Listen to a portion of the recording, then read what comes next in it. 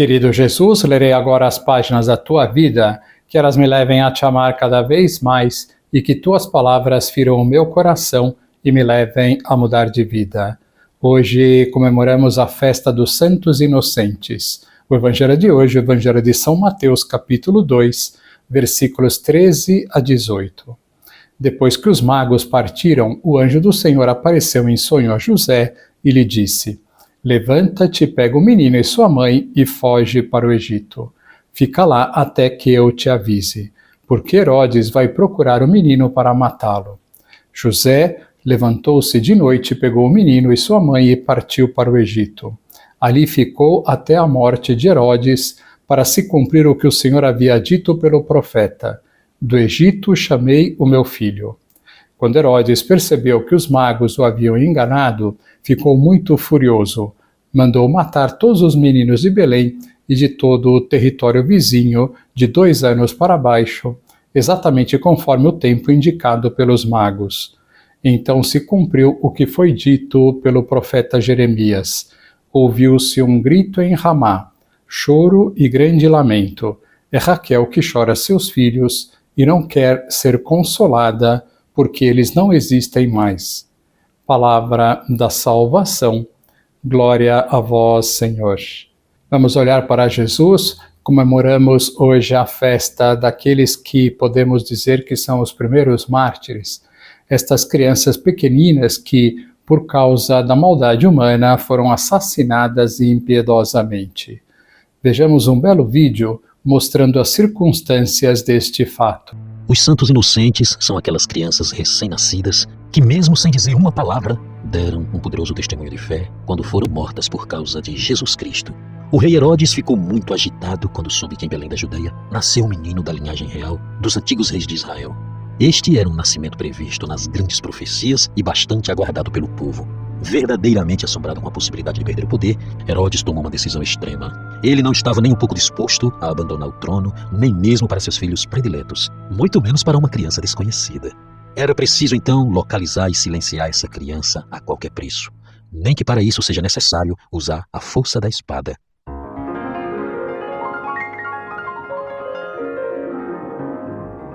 São conhecidos como santos inocentes aqueles meninos com menos de 2 anos de idade que nasceram em Belém da Judeia na mesma época do nascimento de Jesus Cristo. O que aconteceu com essas crianças causou uma grande comoção, não apenas entre seus contemporâneos, mas em todas as épocas da história da Igreja. Essas crianças foram mortas pelo rei Herodes, que soube do Natal, ou seja, do nascimento do Messias, e que ao invés de prestar culto ao Deus que se fez homem, Herodes teve medo de que a criança sobrevivesse e lhe roubasse o trono.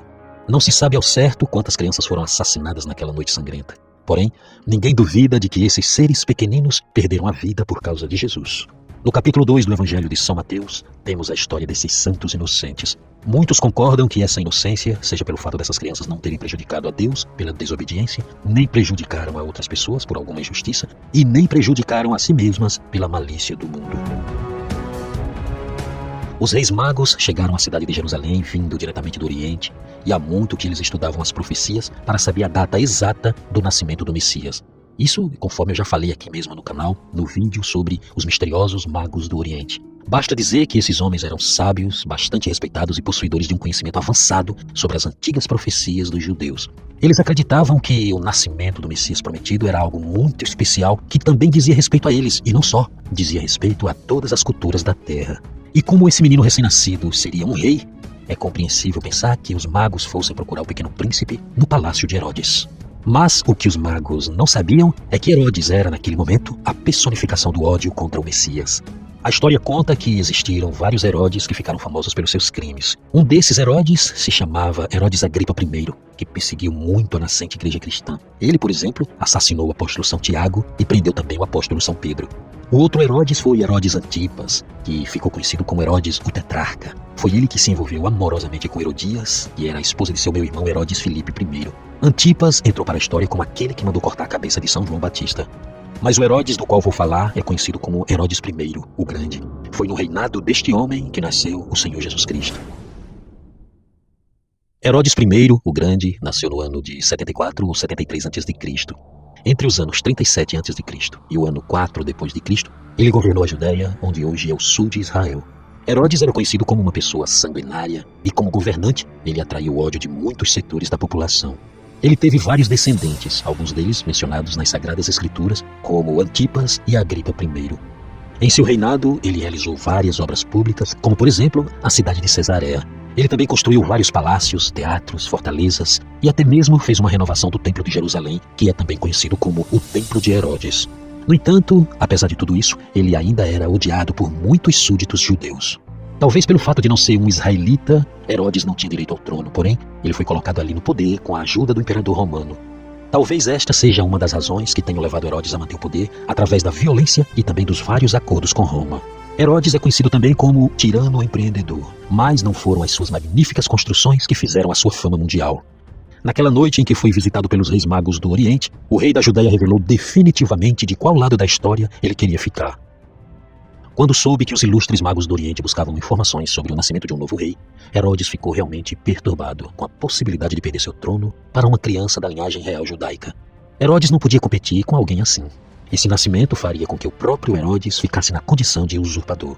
Ele reuniu os escribas e doutores da lei judaica para saber onde exatamente nasceria o Salvador. Eles disseram a Herodes que, segundo uma profecia, o Messias iria nascer no vilarejo de Belém, a alguns quilômetros de Jerusalém. Então Herodes aproveitou a presença dos magos do Oriente e os enviou para que descobrissem o paradeiro do Messias. Mas assim que encontrarem a criança, eles deveriam voltar imediatamente ao palácio para que ele, Herodes, também pudesse ir pessoalmente prestar homenagem ao menino. E os magos do Oriente partiram. Lá foram eles em sua jornada, sempre guiados pela estrela que brilhava cada vez mais à medida que a caravana dos magos se aproximava do Messias. Em dado momento, eles perceberam que a estrela não mais se movia e ficou estática ali no céu. Os magos concluíram que aquele era o local onde estava o menino. Eles olharam ao redor, observaram que já estavam em Belém, porém, em um local mais afastado da cidade. Eles viram uma gruta e foram atraídos até lá. Ali eles encontraram o menino juntamente com seus pais, José e Maria. Não tiveram nenhuma dúvida quanto à real identidade da criança.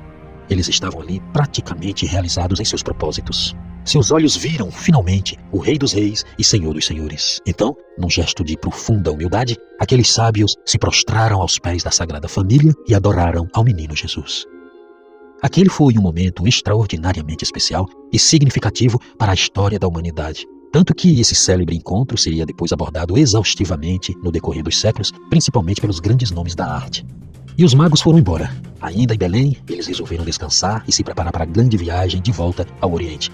Quando eles estavam dormindo, eis que um anjo lhes apareceu em sonho e disse que eles não deveriam retornar ao palácio real, pois o rei Herodes queria matar o menino Jesus. Os magos obedeceram ao anjo e retornaram por outro caminho.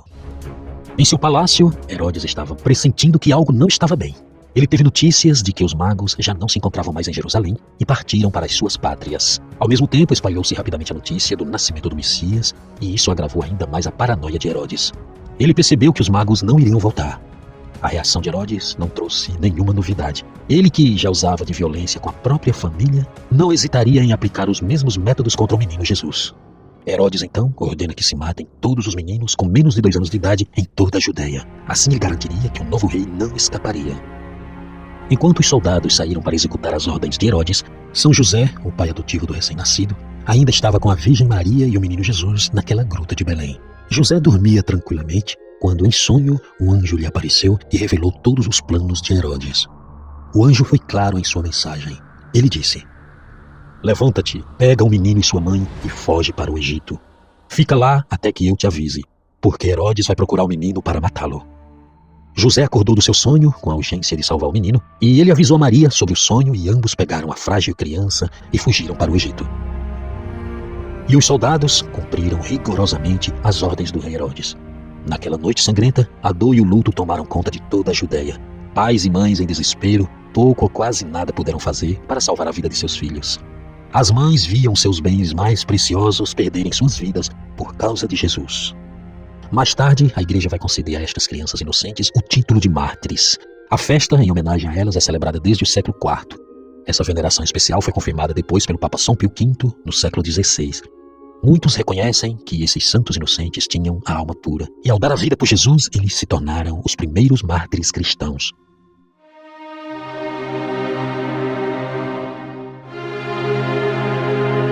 A festa dedicada aos Santos Inocentes é o dia 28 de dezembro, pelo fato de esta data ficar próxima do dia 25, que é a data que celebramos o nascimento de Jesus. A justificação para a escolha dessa data é que o massacre dos inocentes aconteceu depois que os reis magos visitaram ao menino Jesus. No hino da Epifania do Senhor, que é uma liturgia própria para esta época, há um trecho desse hino em que a liturgia questiona aquele Herodes e também questiona aos Herodes modernos. Eis o trecho da Epifania que toda a igreja canta. Por que, Herodes, temes chegar o rei que é Deus? Não rouba aos reis da terra quem rei nos dá dos céus. Que lição nós podemos tirar hoje? Como a maldade humana é capaz de fazer verdadeiras atrocidades. Uma atrocidade que é feita diariamente contra as crianças é o aborto. Estima-se bastante por baixo que o número de abortos no ano no mundo são cerca de 50 milhões. Isto dá a cifra de 150 mil por dia. Esta atrocidade é muito pior daquela cometida pelo rei Herodes e ninguém fala dela. Aproveitemos o dia de hoje para rezar para que o aborto cesse no mundo.